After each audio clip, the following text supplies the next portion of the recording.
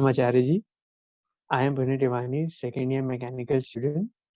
I would like to ask you that can we say at some point of life that now our life is sorted? Because when we used to study for JE and then we used to think that now we will reach IITs or BITS, and then after reaching there, now life will be sorted. It was used to told us like that only, but it doesn't happen. So does this thing can happen, or what are your views on it? Forget my views. Do you want to take the truth? Yeah, I want to know the truth actually. Does life can actually life become sorted at any point of life, or no, it's not like that?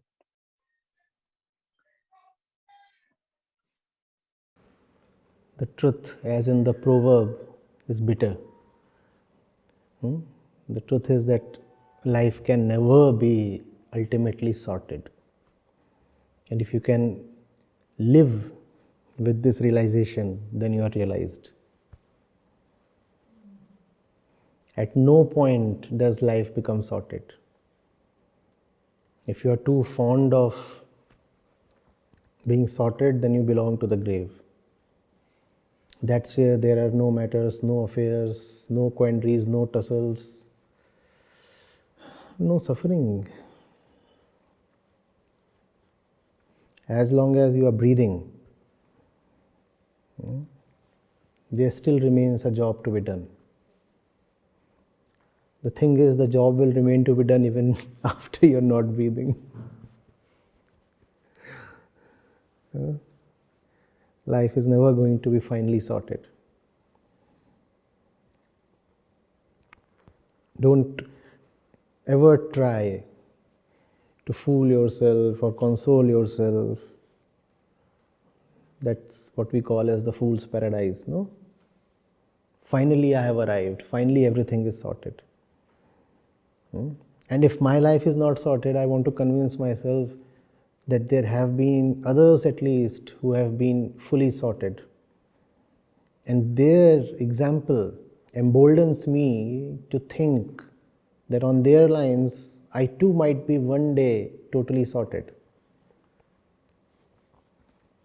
There has never ever been anybody 100% sorted.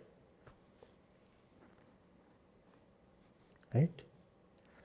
There always are challenges, and those challenges arise from the body itself. Yes, you can continue to be a winner against yourself, but the battle would never be conclusively won. Your enemy is within you. As long as you are alive, the enemy is alive. How can you say you have had a final victory? Right? And the enemy feeds on your own energy. So the enemy will find new and newer ways to raise its head. That's called Maya. You can never be a definite winner. You can continue dodging her, you can continue beating her, you can have a favorable score line. You can never say, I have blanked her out. Right? Now learn to revel in this situation. This situation is called life. In this situation, you would continuously be living against adversity. Learn to flourish in this situation. Learn to smile in your pain. Learn to not to surrender even in your defeats. And defeats, there will be a plenty. Are you getting it? Let no utopia make a fool of you. That cherished day, that golden day is never going to come. But the day you can make the most of is today. Right? You may never have a final victory, but you can every day have a good battle. And that's not a bad deal at all. So instead of asking for a final victory, shift your desire. Start asking for good battles. Battles that allow you to say, even in your pain, even as you are wincing, even when you are in your blood, this one was good. He just gave you a big nasty one right under your ear, right on your cheek. And you're able to say, this one was good. That's the maximum you can ask for. No victory is ever going to be final.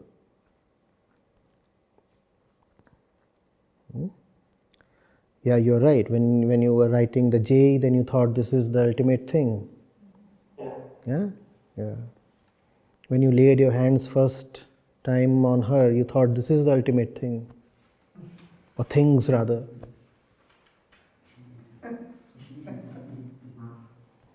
All that evaporates in no time. You know that, right?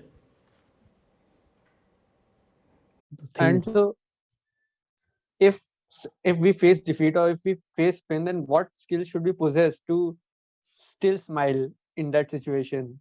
I mean, sometimes we get disheartened. No skill will allow you to smile even in defeat. What you need is a heart. In fact, the deeper skills you have, the more is the number of skills you have, the more deflated you are likely to feel if defeated. I had so many skills and I still lost. So skills won't help. The heart would help.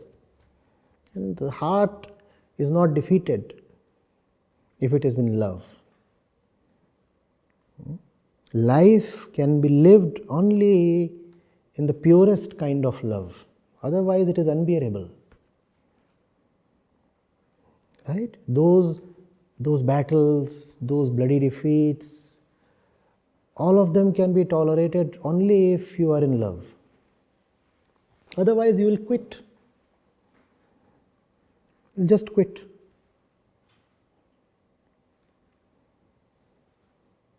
And quitting does not mean, by the way, physical death. Quitting means living the life of a loser.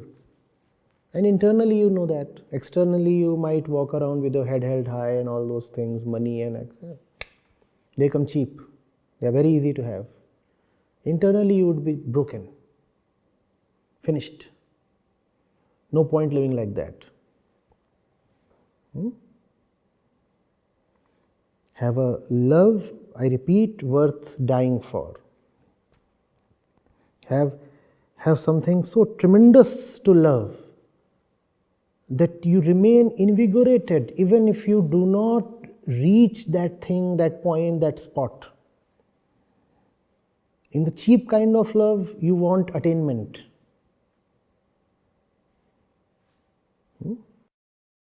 So that love can be with our parents or that any with God or any, but that love should be strong enough. You'll know all of that if you allow me to, yeah. And I lost it. That's how subtle that love is. It does not tolerate nonsense. And I'll now take a few minutes to go back to that point from where it comes. Yeah? I'm in one way displaying to you the nature of that thing. That thing is extremely subtle. And that's the only thing you can live for. I heard you saying, can we have that kind of love for parents and all that? I don't want to falsely encourage you. No, that kind of love is not something you have for your parents or somebody. Parents are just too small to be worthy recipients of that love. It's something else. And I do not expect you to get all of it right now. You are a second or third year student, something. I really do not expect you to just absorb all of it just right now. It won't happen. But still, I'm very consciously saying these things to you. Let them remain with you even if you do not fully understand them today. Just their presence with you, just these words will mean something. And slowly the words will have effect, and it will take several years before you come to even partially realize what is happening right now. But still, in the course of these years, you'll find yourself helped. Right? Yeah, thank you.